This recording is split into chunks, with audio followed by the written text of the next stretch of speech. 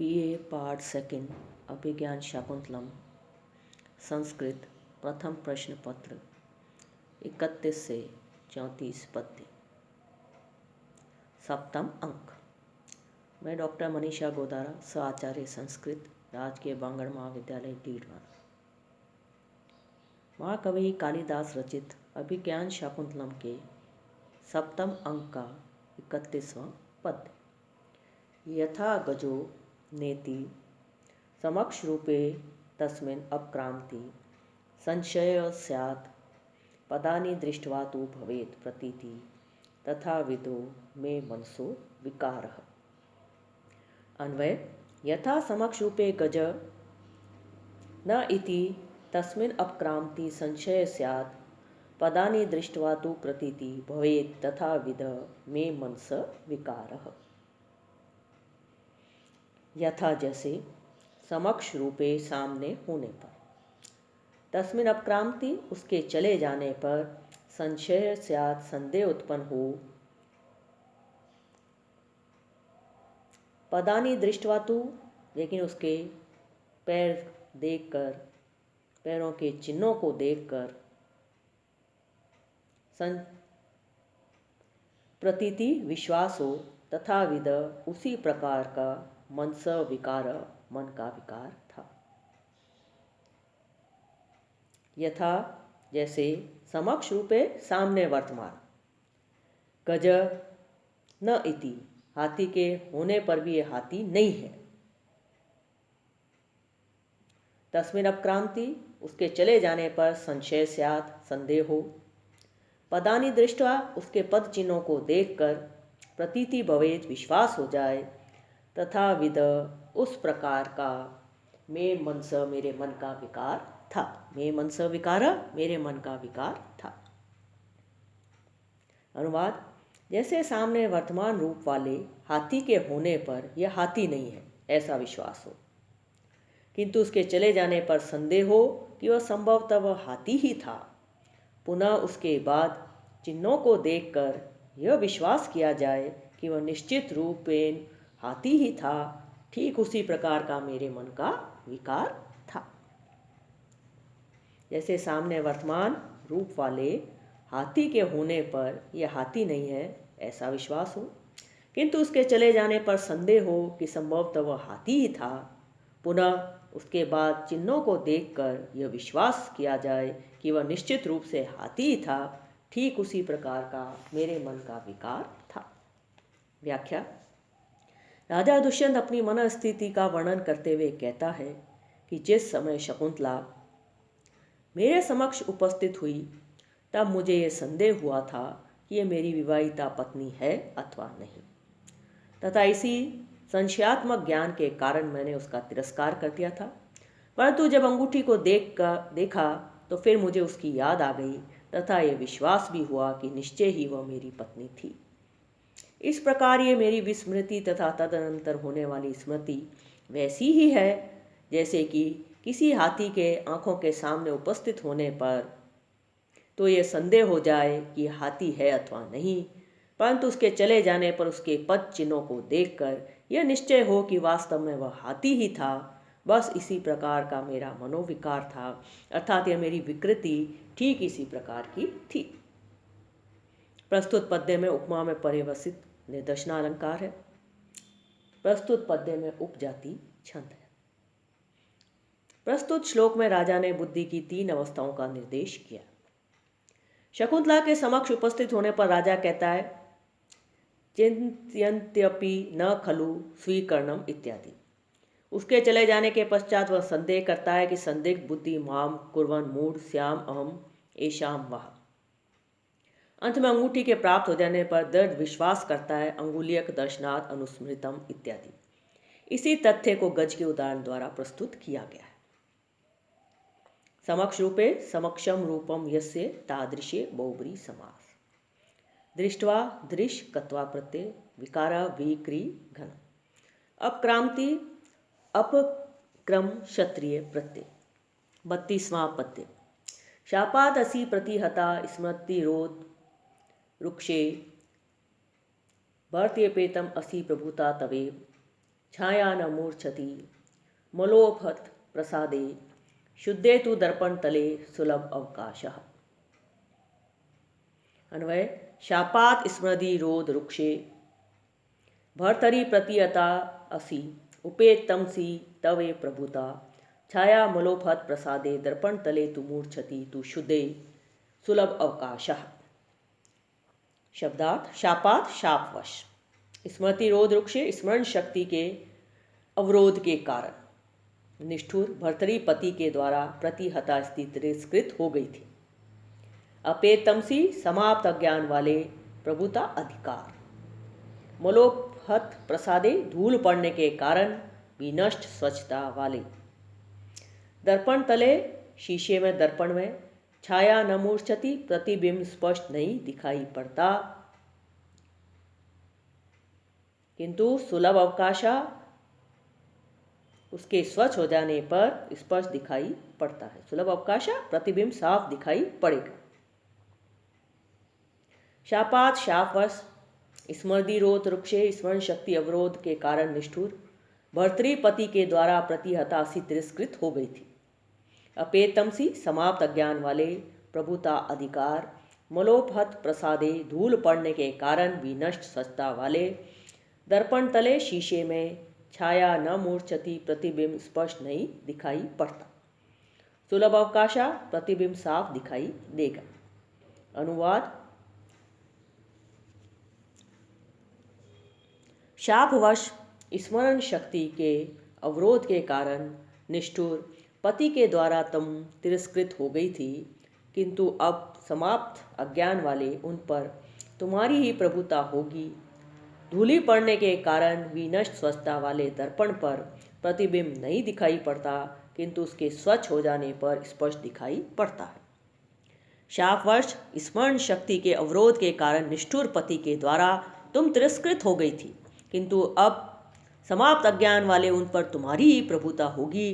धूली पड़ने के कारण विनष्ट स्वच्छता वाले दर्पण पर प्रतिबिंब नहीं दिखाई पड़ता किंतु उसके स्वच्छ हो जाने पर स्पष्ट दिखलाई पड़ता है।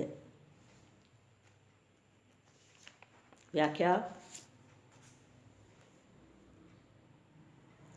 मारीच शकुंतला को वस्तु की स्थिति बतलाते हुए कहते हैं कि तुम्हारे पति ने शाप के कारण भूल जाने से निष्ठुर होकर तुम्हारा तिरस्कार किया था, परंतु अब शापजन्य विस्मृति दूर हो चुकी है, अतः राजा पर तुम्हारा ही भविष्य में प्रभुत्व रहेगा। अब इन पर तुम्हारे अतिरिक्त किसी अन्य का प्रभाव नहीं होगा, क्योंकि वह दर्पण जिसकी स्वच्छता धूली आदि जन्य मल से नष्ट हो गई है प्रतिबिंब नहीं पड़ता, परंतु उसी दर्पण को जब मल आदि हटाकर स्वच्छ कर लिया जाता है तो प्रतिबिंब अच्छी प्रकार से दिखाई पड़ने लगता है।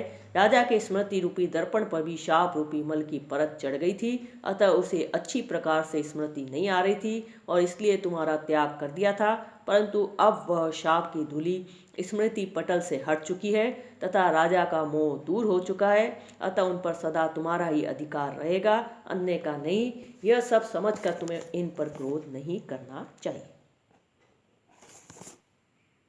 विशेष शापात शब्द का प्रयोग करके राजा को निरपराध घोषित किया गया है। शाप के कारण ही राजा को विस्मृति हुई तथा उसने शकुंतला का तिरस्कार किया। प्रभुता प्रभुत्व प्रभाव मारीच शकुंतला से कहते हैं कि अब राजा दुष्यंत पर तुम्हारी प्रभुता रहेगी, अर्थात तुम्हारा ही जादू काम करेगा, तुम इनकी पटरानी बनोगी, तुम्हारा कथन कर इनके लिए वेद वाक्य एवं महामंत्र होगा। प्रस्तुत पद्य में भर्तरी तवे प्रभुता या असंबंध में संबंध लक्षण वाला अतिशयोक्ति अलंकार है, क्योंकि प्रभुता भर्ता में रहा करती है, पत्नी में नहीं। यह बात सर्वविदित है, परंतु प्रस्तुत उदाहरण में प्रभुता पत्नी में वर्णित की गई है, अतः असंबंध में संबंध की कल्पना की गई है, अतः अतिशयोक्ति अलंकार है। पद्य के उत्तरार्ध में छाया और शकुंतला में तथा इन दोनों के साधारण धर्मों का परस्पर बिंब प्रतिबिंब भाव है, अतः दृष्टांत अलंकार है। प्रस्तुत पद्य में वसंत दिल का छंद है। स्मृति रोध रुक्षे स्मृते रोदेन रुक्षे इति स्मृति रोध रुक्षे अपेत तमसी अपेतम तम यस्मात् एवं भूते बहुब्री समास मलोपहत प्रसादे मलेन उपहत प्रसाद यस्य तस्मिन् बहुब्री समास सुलभ अवकाशा सुलभ अवकाश यस्या तादृशी बहुब्री समास प्रतिहता प्रतिहन कत टाप प्रभुता प्रभुतल टाप 33वां पद्य रथेन उदात स्मित गतिना तीर्ण जल्दी पुरा सप्तद्वीपानां जयति वसुधाम अप्रतिरथ इहायं सत्वानां प्रसवदमनात् सर्वदमन पुनर्यास्यति आख्यायं भरत इति लोकस्य भरनाथ। अन्वय अप्रतिरथ अयम अनुद्घात स्मितेन गतिना रथेन तीन जल्दी पुरा सप्तद्वीपां वसुधाम जयति यह सत्वानां प्रसवदमनात् सर्वदमनः पुनः लोकस्य भरनात् भरत इति आख्याम यास्यति। शब्दात् अप्रतिरथ अप्रतिद्वंदी अद्वितीय महारथी। अनुद्घात स्मित गतिना अस्खलित तथा शांत गति वाले तीन जल्दी सागरों को पार करके पूरा भविष्य में सप्त द्वीपाम 7 द्वीपों वाली जयति जीतेगा। यह यहाँ आश्रम में सत्वानाम प्राणियों का प्रसव दमनाद बलपूर्वक दमन करने के कारण भरनाद भरण पोषण करने के कारण आख्याम संज्ञा को नाम को यास्यति प्राप्त करेगा। अनुवाद अद्वितीय महारथी ये बालक अस्खलित तथा शांत गति वाले रथ से सागरों को पार करके भविष्य में 7 द्वीपों वाली पृथ्वी को जीतेगा। यह आश्रम में वन्य जीवों का बला दमन करने के कारण इसका नाम सर्वदमन रखा गया है। भविष्य में संसार का भरण पोषण करने के कारण ये भरत इस नाम से प्रसिद्ध होगा। अद्वितीय महारथी यह बालक अस्खलित तथा शांत गति वाले रथ से सागरों को पार करके भविष्य में 7 द्वीपों वाली पृथ्वी को जीतेगा। यहाँ आश्रम में वन्य जीवों का बलात् दमन करने के कारण इसका नाम सर्वदमन रखा गया है। भविष्य में संसार का भरण पोषण करने के कारण ये भरत इस नाम से प्रसिद्ध होगा। व्याख्या महर्षि मारीच राजा दुष्यंत से बालक सर्वदमन के संदर्भ में विस्तृत जानकारी देते हुए कहते हैं कि यह बालक अद्वितीय महारथी होगा। यह गंभीर प्रतिघात रहित निश्चल गति वाले रथ से अर्थात रथाकार आकाशयान से समुद्र को पार कर सप्त द्वीपों वाली पृथ्वी को जीतेगा अर्थात संपूर्ण पृथ्वी पर इसका एक छत्र राज्य होगा। यह आश्रम में वन्य जीवों पर बलपूर्वक शासन करने के कारण इसका नाम सर्वदमन पड़ गया है, परंतु भविष्य में संपूर्ण संसार का भरण पोषण करने के कारण इसका नाम भरत पड़ेगा अर्थात भविष्य में यह संपूर्ण संसार का पालन पोषण करने में सक्षम होगा। विशेष सप्तद्वीपाम पौराणिक वांग्मय के अनुसार समूची पृथ्वी 7 द्वीपों में विभक्त मानी गई है। प्रत्येक द्वीप विभिन्न समुद्रों से घिरा हुआ माना गया। इनमें जम्बू द्वीप को प्रमुख माना गया है। इन द्वीपों के नाम है जम्बू, प्लक्ष, शाल्मली, कुश, क्रौंच, शाक तथा पुष्कर। भर्ता, भरनाथ, रक्षनाथ, पोषनाथ व भरत संसार का पालन पोषण इत्यादि करने के कारण ही सर्वदमन को बाद में भरत कहा गया है। भरती विभर्ती बा, इस भरत के नाम पर ही भारत या भारतवर्ष नाम पड़ा है। शकुंतलायाम भरतो यस्य नामनास्य भारतः हरिवंश। प्रस्तुत पद्य में पुरा सप्तद्वीपाम वसुधाम जयति सर्वप्रथम 7 द्वीपों वाली पृथ्वी को जीतेगा। यहाँ पर भविष्य काल में होने वाली विजय का वर्तमान काल में होने वाली विजय के समान वर्णन किया गया है, अतः भाविक अलंकार है। अद्भुतस्य पदार्थस्य भूतस्यात् भविष्यत यथ प्रत्यक्षायमानत्वं तद भाविकम उदाहृतम। इस प्रकार से इस अलंकार का लक्षण दिया गया है, इसलिए यहाँ जेष्यति न कहकर जयति का प्रयोग किया गया है। व्याकरण की दृष्टि से यावत पुरा निपातयो लट, इस नियम से पुरा के योग में भविष्यत अर्थ में वर्तमान काल सूचक लट लकार है। अनुद्घात स्मित गति न रथेन, यहाँ पर रथ की स्वाभाविक गति का वर्णन किया गया था, स्वभावोक्ति अलंकार है। प्रस्तुत पद्य में शिखरिणी छंद है। अप्रतिरथ न विद्यते प्रतिरथो यस्य असौ अप्रतिरथ बहुब्री समास। अनुद्घात स्मित गतिना न उद्घात इति अनुद्घात नन तत्पुरुष समास। अनुद्घाता अतएव स्तिमिता गति यस्य तेन बहुब्री समास। तीर्ण जल्दी तीर्णा जलदय येन तादृशः, तीर्णा जलदय येन तादृशः बहुब्री समास। सप्तद्वीपां सप्तद्वीपानि यस्या सा ताम, सप्तद्वीपानि यस्या सा ताम बहुब्री समास। तीर्ण त्रि कत प्रत्यय वर्णाद भ्री धातु ल्युट लकार अनुद्घात नन उत हन घन प्रत्यय।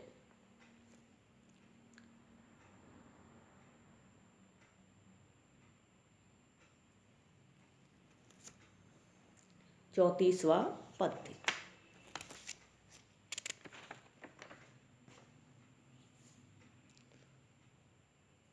प्रवर्तताम प्रकृति हिताय पार्थिव सरस्वती श्रुतमताम मय्यताम ममापि च शप्यतु नीलोहितः पुनर्भवं परिगत शक्ति आत्मभू। इति निष्क्रांता सर्वे इति सप्तमो अंक समाप्तः। भरत वाक्य।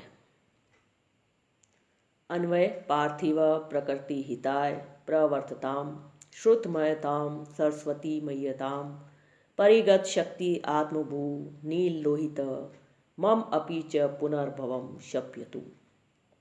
शब्दार्थ पार्थिव राजा, प्रकृति हिताय प्रजाजनों के कल्याण के लिए, प्रवर्तताम प्रयत्नशील हो, श्रुतमयताम ज्ञान वरिष्ठ लोगों की सरस्वती वाणी, मय्यताम गौरव मंडित हो, परिगत शक्ति सर्वशक्ति संपन्न, आत्मभू स्वयंभू नील लोहित शिव, पुनर्भवम पुनर्जन्म शप्यतु क्षीण करें समाप्त करें।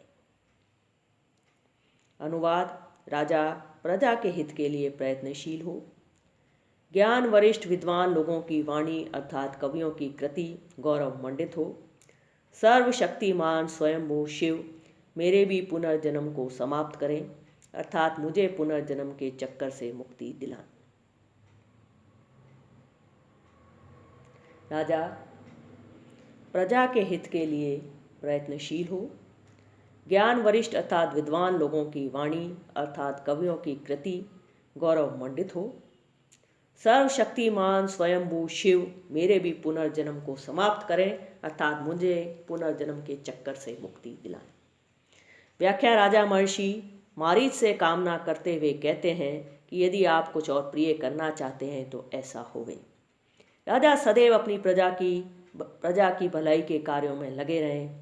बड़े बड़े प्रतिभा संपन्न कवियों की वाणी सदैव चलती रहे अर्थात वे श्रेष्ठ कृतियों का निर्माण करते रहें, उनकी वे कृतियाँ समाज में सम्मान प्राप्त करती रहें। सर्वत्र अपनी शक्ति फैलाने वाले स्वयंभू शिव मेरे दुष्यंत के अथवा कालिदास के पुनर्जन्म को तत्व ज्ञान द्वारा पुनः न होने दें अर्थात इस प्रकार की कृपा करें जिससे हमें पुनः जन्म न लेना पड़े, सदैव के लिए जीवन से मुक्ति प्राप्त हो जाए।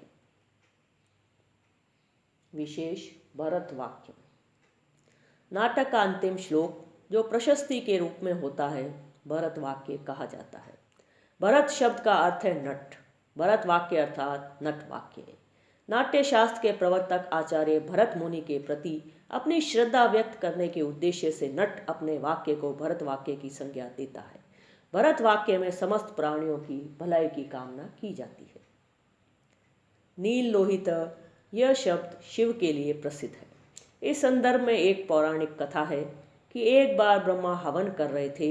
उस समय उनके ललाट के स्वेद में जो तेज था वह अग्नि में गिरकर नीला होकर फिर लाल हो गया। उसी से उत्पन्न होने के कारण शिवजी नील लोहित कहलाते हैं। प्रवर्तताम प्रकृति हिताय पार्थिव में आदि क्रिया दीपक अलंकार है क्योंकि यहाँ पर यह प्रवर्तताम क्रिया द्वितीय चरण के साथ भी अन्वित होती है तथा वाक्य के प्रारंभ में प्रयुक्त है, अतः उक्त अलंकार है। ममापि च शप्युतु में क्रिया समुच्चय अलंकार है। परिगत शक्ति में श्लेष अलंकार है क्योंकि इसके दो अर्थ हैं यथा परिगता परितो व्याप्ता शक्ति सामर्थ्यम यस्य स अथवा परिगता मिलिता देहार्ताम आपन्नेति यावत् शक्ति शिवा यस्य स तथोक्त। परिगता मिलिता देहार्थताम आपन्नेति यावत् शक्ति शिवा यस्य स तथोक्तः। प्रस्तुत पद्य में रुचिरा छंद है। रुचिरा छंद के प्रत्येक चरण में जगन भगन सगन जगन और गुरुवर्ण होते हैं। यह 13 वर्णों का छंद है। इसमें 4 व 9 वर्णों पर यति होती है। व्याकरणात्मक टिप्पणी प्रवर्तताम प्रीवृत लोट लकार प्रकृति हिताय प्रकृति नाम हितम प्रकृति हितम षष्ठी तत्पुरुष तस्मै तादर्थे चतुर्थी अथवा प्रकृति नाम हितम कर्तुम क्रियार्थोपदस्य इति कर्मणि चतुर्थी श्रुतमयताम श्रुतेन मयताम इति श्रुतमयताम तृतीया तत्पुरुष समास परिगत शक्ति परितः गता परिगता प्रादि समास परिगता शक्ति यस्य बहुव्रीहि समास नील लोहित नीलश्च असौ लोहितश्च इति नील लोहित द्वंद्व समास पार्थिव पृथ्वी अन्न पुनर्भवम भवती इति भव पुनः भव तम पुनर्भवम। इस प्रकार सभी निकल जाते हैं। 7वां अंक समाप्त।